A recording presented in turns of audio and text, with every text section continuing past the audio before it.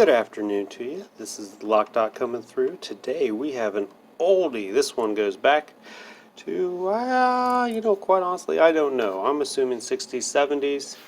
And why I say that, this is made by, I believe, Russwin, prior to the merger of PF Corbin, I believe.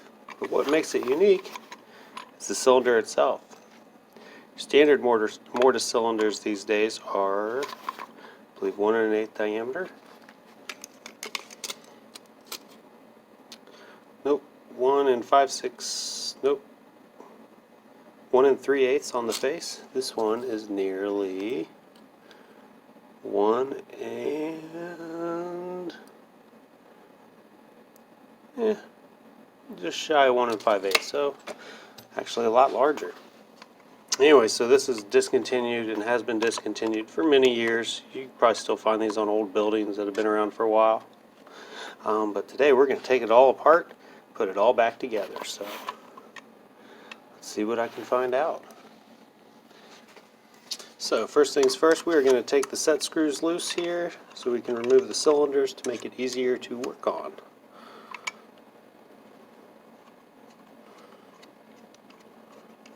Surprisingly enough, it is a Phillips head. Typically they're not Phillips head, at least not in this day and age.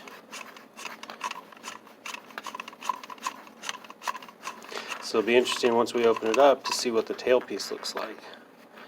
Wow, look at that thing. Thing's a meaty son of a gun. Alright, so one cylinder. But just looking at it, it is a deadbolt function. It does have the latch. No toggle though. There we go. Let's take these, put these over there. It does have on the side 8521. I'm not sure if that's the model number or just the number for this actual case. I'm not entirely sure. Okay, so alright, so I see 2 screws on the front.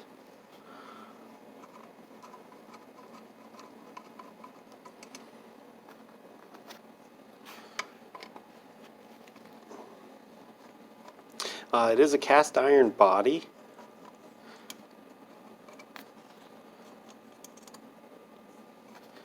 And I can tell you what's nice about it, it doesn't have any moving parts. This is just some screws, so that's very nice and convenient. Alright, let's open it up. Not too shabby on the inside. Again, this looks like to be a very common technique back then for working with deadbolts. It does do the job, that is for certain. So, very cool. Then down here, this is the lever return spring, so you can tell I was using a knob at that point in time. Latch bolt. The latch bolt is a handed latch bolt because you can see it's pinned right here. So if you're going to switch the handing on this, I'm assuming you probably got to knock a roll pin out right there. Alright, so let's just swap the handing for the heck of it. Let's just pull this whole piece out.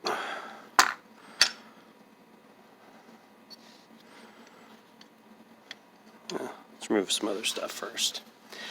Alright, so these are all cast brass pieces, maybe a pot metal. No, but looking at them I would think brass.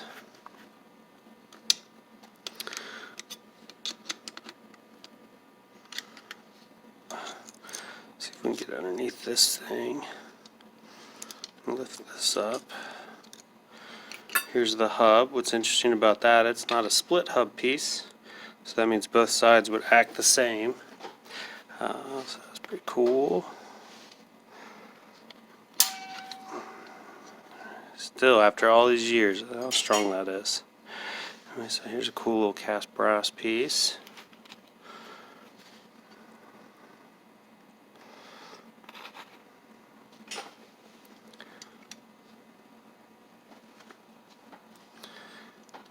Piece, I imagine, just lifts straight out.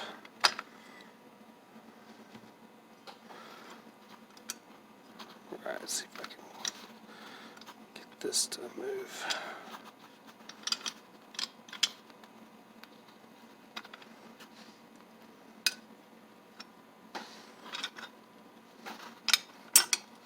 There we go. Ta-da! Look at that.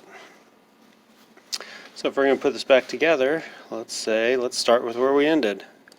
Go with the latch bolt. Now, does this piece separate? Yep, okay. Most of the times when you have these springs on these latch bolts, they always have a piece over here to kind of help push against that post right there. Alright, so we'll put this back together. We want to do that. This piece just slides down into here like that.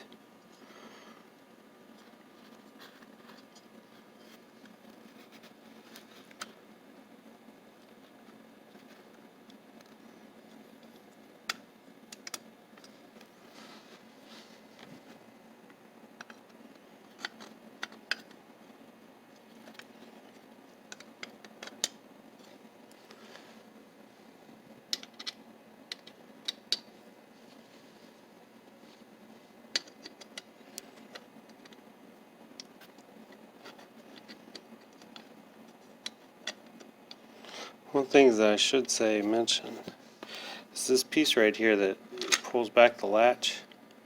The cross section in it, man, it's pretty stout. You know that thing would hold up for a while. Goes into there like so. You gotta make sure you engage your spring once again, which, let's see if I can. Yep.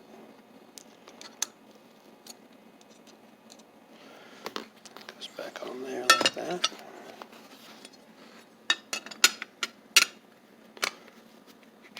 Not gonna lie, that one was very easy. I was expecting a little bit more difficult. But